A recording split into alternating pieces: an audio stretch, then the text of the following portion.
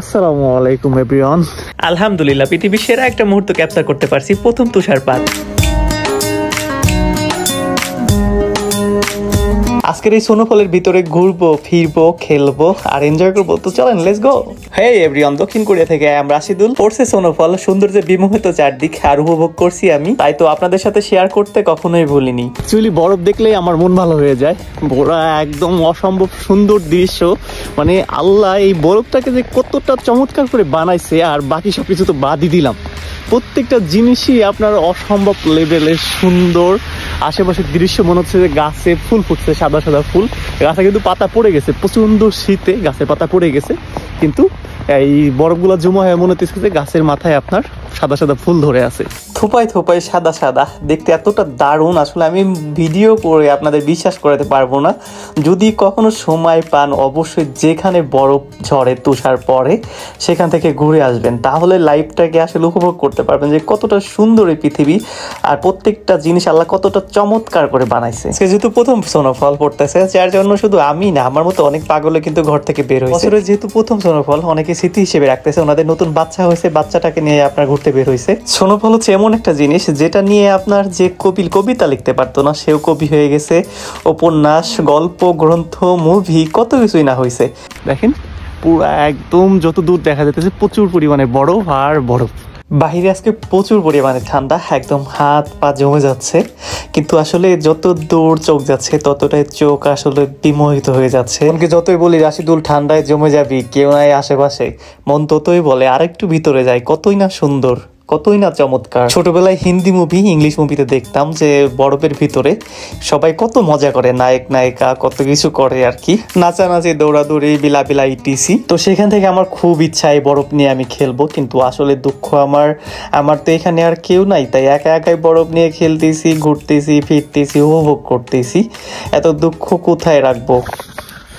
প্রত্যেকটা মানে জায়গা বরফ এতটা পরিমাণ জমা হয়ে গেছে যে পা রাখা কাদায়, পা মনে করেন যে একবার দেবে গেলে আবার বের করতে কষ্ট হইতেছে। পুরো জুতা আমার সাদা হয়ে গেছে। আর এইখান দিয়ে দেখেন এই যে বড় বড় একটা বিল্ডিং, অ্যাপার্টমেন্ট, প্রত্যেকটা বিল্ডিং একদম দেখাই যেতেছে না, এত পরিমাণ বরফ ঝরতেছে আজকে। মাশাআল্লাহ খুবই সুন্দর দৃশ্য। এটা আসলে একা একা হয়ে গেছে, যার জন্য একদমই ভালো লাগতেছে না। তো চলেন, এখানে আমি আসলে আমার প্রিয়জনকে খুব মিস করতেছি। প্রিয়জনের নামটা লেখা যাক। ওকে, দেখেন কি পরিমাণ বরফ জমা হয়েছে।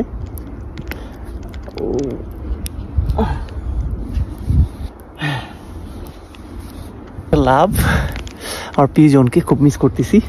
এটা আমার নামের অক্ষর, আর এটা হচ্ছে এস। তো যাই হোক, আসলে একা একা বরফের ভিতরে ঘুরে কোনো মজা নাই, না পিকচার তুলতে পারতেছি, না ভিডিও করতে পারতেছি। জাস্ট এই ঘোরাফেরা ছাড়া আর কোনো উপায় নাই। কোরিয়াতে 4টা ঋতু, গ্রীষ্ম, শরৎ, শীত, বসন্ত। দক্ষিণ কোরিয়া মূলত প্রতিনিয়তই তার রূপ পরিবর্তন করে। কখনো সবুজ পাতায় একদম পুরা ভরে যায়, আবার কখনো সেই পাতাগুলো রঙিন হয়ে এরকম ঝরে পড়ে। আর এখন শীতকাল, এই পাতাগুলো একটাও থাকবে না গাছে, পুরা গাছের পাতা এরকম বরফে আপনার তুষারপাত পড়ে সাদা হয়ে যাবে। মূলত এই বরফ দেখতে যতটা সুন্দর লাগে, কিন্তু এর অসুবিধাটা ততটাই কঠিন। মনে করেন যে আমি ভিডিও করতেছি, আমার হাত পুরো একদম কেটে পড়ে যেতেছে। দ্বিতীয় হচ্ছে ঘর থেকে বের হওয়ার কায়দা নাই, পুরো রাস্তাঘাট এরকম বরফ দিয়ে জমা হয়ে থাকে।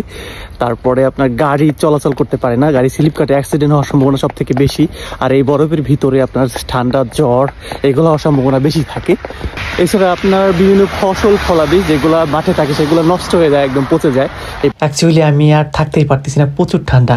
আর এতটাই এনজয় করছি, গাছের উপরে যে তুষার ঝরে আছে সেগুলো আমি আবার ঝাঁকি দিয়ে আমার শরীরের উপরে ফেলে দিছি। ড্রেসের উপরে থাকা বরফগুলো আস্তে আস্তে জমে যাচ্ছে, আর আমি ঠান্ডা অনুভব করতেছি। আমি ভাবছিলাম যে এই কোরিয়ার বরফ দেখে বাংলাদেশে চলে যাব, তারপর ভাবলাম একটা বাইক কেনার টাকা হলে চলে যাব, তারপর ভাবলাম একটা প্রাইভেট কার কেনার টাকা হবে তখন চলে যাব। কিন্তু আজ মানে মানুষের দিন দিন যে চাহিদা পরিবর্তন হয়, এটাই সত্য। সব কিছুই হচ্ছে, কিন্তু আমার আর যেতে ইচ্ছা করে না, কারণ এত সৌন্দর্য যেটা ছেড়ে আসলে কেউ যেতে চাইবে না। ঠিক আমারও একই অবস্থা। এই বরফের ভিতরে কঠিন ঠান্ডা, তার ভিতরে আমি ঘুরতেছি, আমার মুখ হাত সব কিছু একদম লাল হয়ে গেছে, তাকাইতে পারতেছি না। বেশি না, 5টা মিনিট বাইরে ছিলাম, পুরো শরীর একদম বরফ দিয়ে মাখায় গেছে, যতবারই পড়তেছে ততবারই ফেলাই দিয়েছি, কিন্তু এখন আর থাকতে পারতেছে না, কারণ এই বরফগুলা শরীরের উপরে একদম মানে গলে যাচ্ছে। গলে যাওয়ার পরে আবার এখন আর কি খুবই ঠান্ডা লাগতেছে, তো যার জন্য বাসায় ব্যাক করতে হবে।